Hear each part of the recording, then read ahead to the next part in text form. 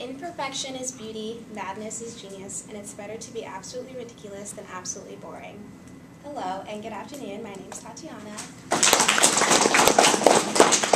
How many of you guys here have heard that quote? Okay, well that's actually one of my favorite quotes from one of my favorite icons, Marilyn Monroe. I'm here today to inform you a little bit about her life, and I hope after this speech you'll have a better understanding of who she is and why she got the image that she did. I am going to talk about her background and her transition from Norma Jean Mortensen to Marilyn Monroe.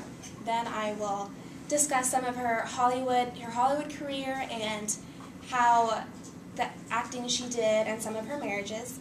And lastly, I will go into some of the struggles she faced within her life and which ultimately led to her possible death. I've done extensive research on this, and I have actually been obsessed with Marilyn Monroe for a long time, so the research and whatnot has gave me credibility to explain some of her past and whatnot. Norma Jean Mortensen was born June 1st, 1926. She was in and out of foster homes, and her mother had mental health issues, so she was kind of always hopped around from place to place, and she could never find a stable childhood.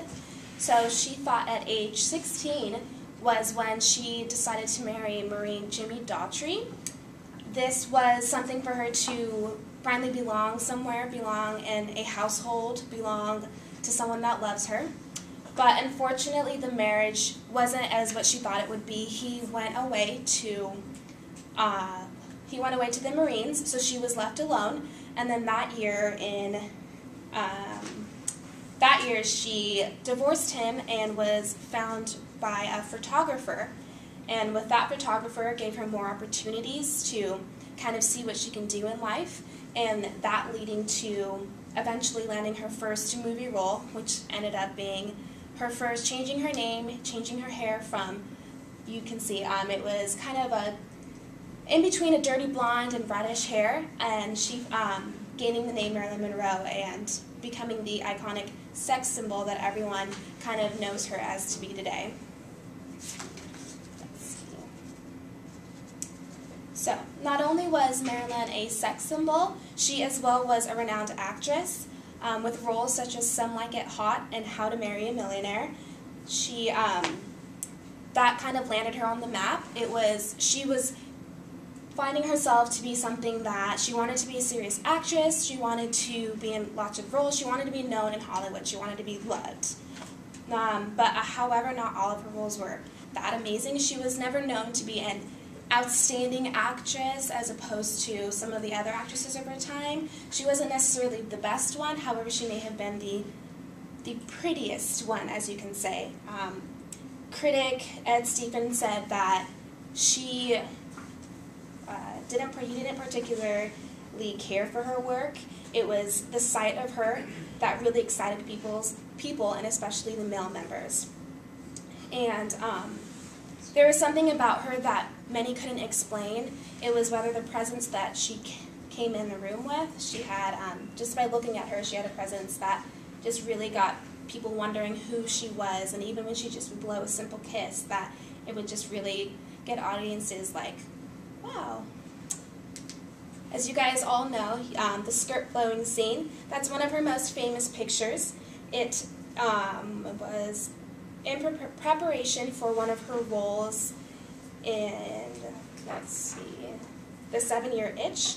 It's called the infamous skirt blowing scene in 1954. It was shot on Lexington Street in New York City, and then from then on out, she was really known to just be perfection, as some would say it.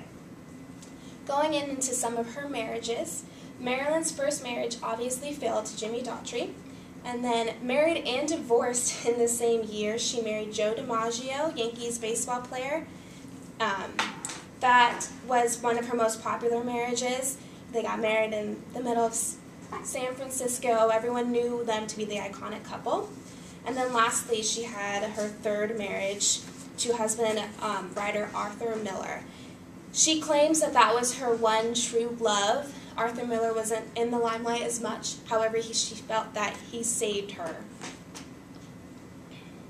Marilyn found it difficult to be around honest people since she was in the limelight and never had closure with family.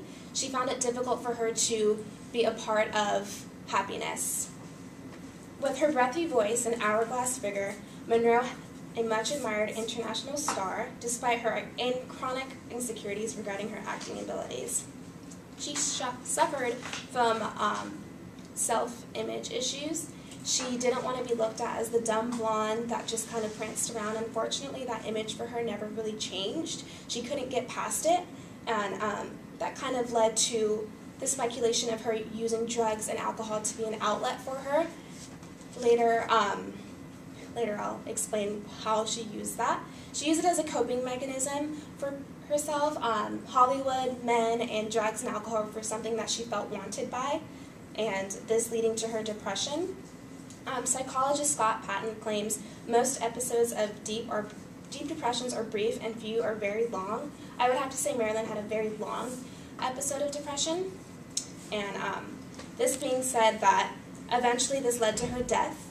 In 1962, she died of drug overdose and was found in her Hollywood home.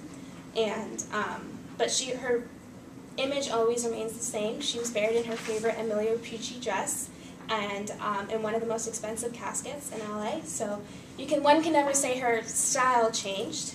And now that I've given you some background and whatnot of her past, I hope that you guys have a better understanding who Marilyn Monroe was and all of her struggles that she faced. And one can never say Marilyn Monroe was simply boring.